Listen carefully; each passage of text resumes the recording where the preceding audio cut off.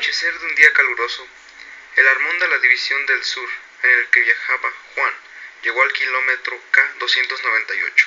Ahí, del lado derecho de la vía, rumbo al norte, un cañón o tajo de bastante profundidad, en donde tenían instrucciones de esperar el encuentro del tren número 204 para poder proseguir el camino. Ahí está el guardatajo, dijo uno de los hombres que iban en el Armón. Efectivamente, a un lado de la vía estaba un hombre alto, que a pesar del calor llevaba un zárape echado sobre los hombros, y que tenía en la mano una linterna roja encendida. Le saludó cortésmente, y entonces pudo notar que le faltaba la pierna derecha hasta algo más arriba de la rodilla, supliendo esta falta con un aditamento de tosca madera amarrado con gruesas correas. La oscuridad creciente y su ancho sombrero de palma no hacía posible percibir claramente sus facciones. Había algo patético en ese hombre, cojo y solitario, que surgía de la penumbra de aquel anochecer. Desmontaron el Armón de la vía principal para esperar el paso del tren, y mientras los dos acompañantes encendían una pequeña fogata en las cercanías para calentar algo de comida, Juan se adelantó hacia el Tajo, sentándose en un montículo para mirar aquel espléndido crepúsculo de la tierra caliente. El sol había dado ya sus últimas pinceladas de carmín y ocre a las nubes que flotaban en el horizonte. Una bandada de aves tropicales volaba bañada en suave luz opalina, y el cielo de un azul tenue brillaban ya las estrellas. La tranquilidad del ambiente y la belleza natural del momento hacían que Juan se sintiera en uno de esos raros instantes en que parece como percibirse el palpitar remoto y misterioso de la naturaleza que rodean al ser humano. De pronto, su contemplación fue perturbada por un ruido familiar, lejano e inconfundible. Era el ruido del tren.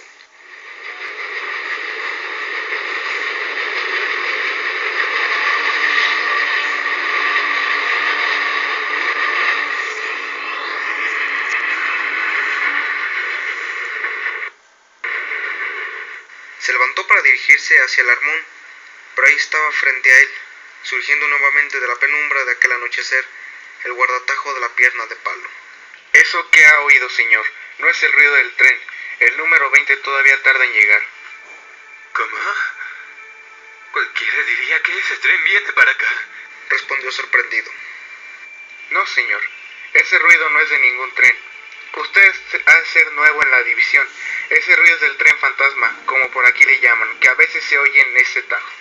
Juan miró incrédulo hacia donde se encontraban sus compañeros del Armón.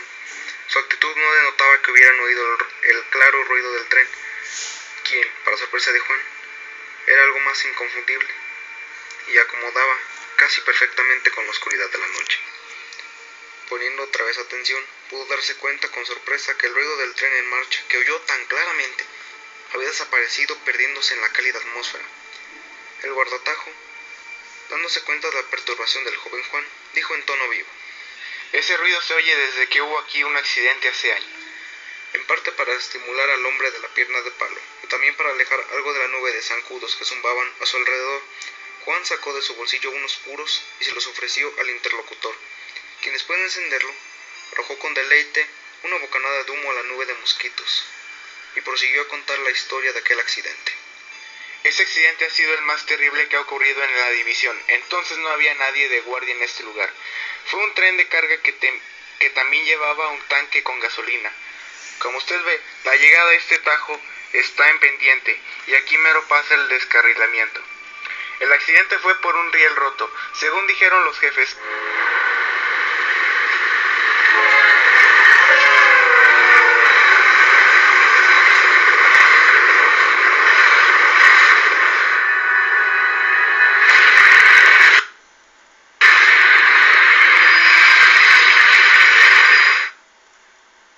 La máquina saltó de la vía, y como la orilla es débil, se derrumbó con el peso cayendo al fondo del tajo, arrastrando todo el tren.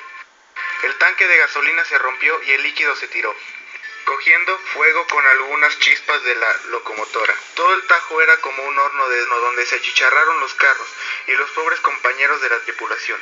Ahí murieron sin tener tiempo de salir de su cabuz el conductor James, 2 garroteros, el fogonero y el maquinista Zamudio. Cuando llegamos con el tren de auxilio y la grúa, todavía el equipo seguía ardiendo.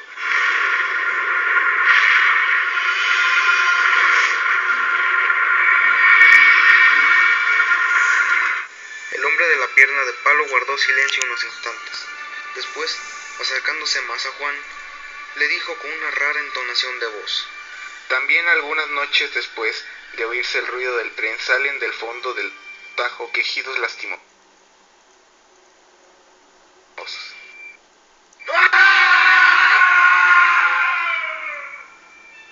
Los mosquitos seguían persistentes a su alrededor, y una chicharra en las cercanías comenzó a lanzar su estridente y monótono canto. De pronto, se volvió a oír el ruido de un tren y un largo y lejano silbido.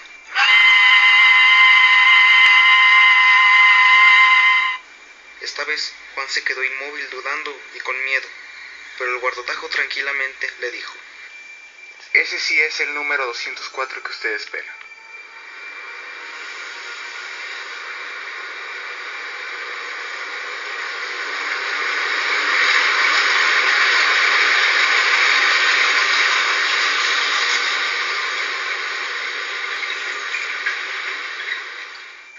Después de que Juan le regalara unos puros al solitario guardatajo de la pierna de palo, y después de despedirse de él, se dio cuenta que nunca pudo distinguir sus facciones por la oscuridad del momento, y las sombras que a su alrededor hacía más densa la luz roja de su linterna.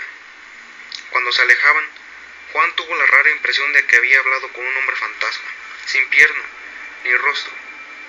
Se había dado cuenta que un hombre fantasma le había relatado esa historia.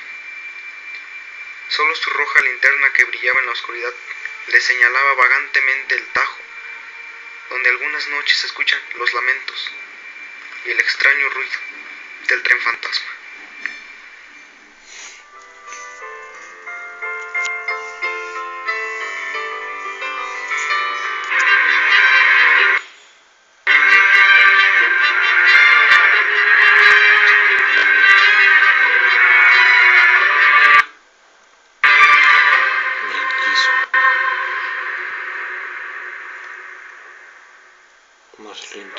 Leyendas urbanas.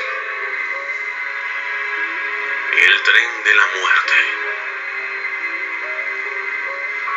Esta leyenda urbana es una de las más escalofriantes y con toda la fiabilidad de que en realidad existió, puesto que apenas han pasado 42 años de esta lamentable tragedia que aún sigue en la memoria de los saltillenses.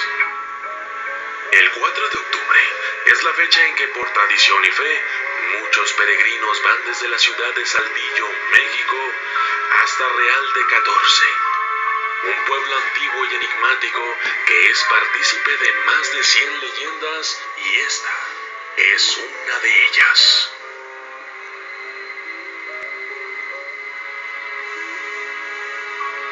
Se dice que cuando los peregrinos estaban a punto de regresar a Saltillo, un hombre muy sereno se les acercaba diciéndoles que por favor bajaran del tren, debido a que era muy peligroso. No obstante, la gente no le hacía caso. De hecho, hay quienes afirman que aquel era San Francisco de Asís en un intento por salvar a sus devotos. También se rumorea que un jinete se acercaba a los vagones y les suplicaba que bajasen de allí, porque era el tren de la muerte. Pero nuevamente nadie escuchó. Los vagones venían sobrepasados de gente debido a que hubo reventa de boletos. Fue tal la sobrecarga en el tren que se estima viajaban casi 3,000 personas en solo 16 vagones. Aproximadamente a las 11:30 de la noche del 5 de octubre, el tren, que estaba reportado como obsoleto y declarado chatarra para Altos Hornos de México, pretendía subir el puente Moreno ubicado al sur de la capital. El exceso de peso del tren, su condición no apta para viajar y un reporte de falla de frenos hizo que la máquina principal cayera sobre el primer vagón, aplastando a todos los que iban en este. Luego el segundo, el tercero y así sucesivamente. Aunado a esto, las vías tenían una pendiente de aproximadamente 3 metros de altura y los vagones se descarrilaron cayendo uno sobre el otro. El escenario fue realmente horrible. Los primeros vagones quedaron hechos un montón de fierro retorcido que en su interior tenía cuerpos o partes de cuerpos humanos. Mucha gente murió quemada dentro de los vagones que quedaron abajo e incluso se dice que muchos cuerpos no se recuperaron. Fueron enterrados junto con el tren. Familias enteras fallecieron en ese trenazo, quedando sin nadie quien pudiera reclamar sus cuerpos. Ellos fueron sepultados junto al lugar del accidente. Se cuentan historias de que en un momento todo era gritos y caos y luego simplemente silencio. Murieron más de 1000 personas. Hoy en día muchos curiosos van al lugar del triste acontecimiento a buscar pruebas sobrenaturales. Hay muchos que quedan asustados por lo que encuentran. Psicofonías de gente gritando, pidiendo ayuda. Lamentos de gente que se escucha a lo lejos. Fantasmas de personas cerca a las vías del tren e incluso a veces escuchan al tren en el momento del accidente. La leyenda urbana del tren de la muerte se cuenta de lugar en lugar y muchos escritores y directores de películas en Hollywood han plasmado en sus cintas filmes de terror inspirados en este fatídico incidente.